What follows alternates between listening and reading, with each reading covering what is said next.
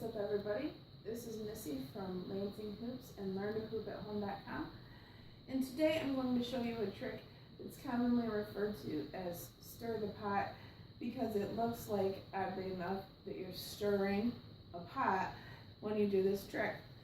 It starts out from a standard pass. If you're not sure how to do this, you can check out my tutorial on that below. I will link to that. Starts from this position here, thumbs together, pinkies together. Thumbs are together in the front, pinkies together are in the back. As the hoop comes to the front, the hand that normally passes off, so the one that grabs in the back and brings the hoop to the front, for this drill, we're going to start by having that be our pot stirring hand. So it comes in front, and we open our thumb and our fingers, 4 fingers, like this, and you draw a circle with your hand where your pinky leads to the outside. So as it comes in front, hand opens, and the hoop will glide around your hand. So coming to the front, as you open, you want the hoop to come around your pinky this way, as opposed to the other way.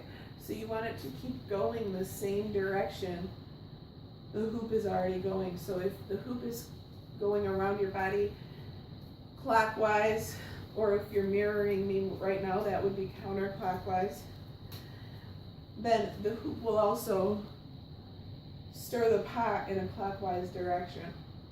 So coming in front, hand opens, the pinky drives, and it swings around your hand, and then you grab in the front and pass off as normal. Stir the pot and pass. So you can do this in both directions if you're passing the other way. This time it'll be my right hand, it might be your right hand, or if you're mirroring me, this will be your left hand. As it comes into the front hand, my thumb releases, my fingers flare out, and I draw a circle with my hand.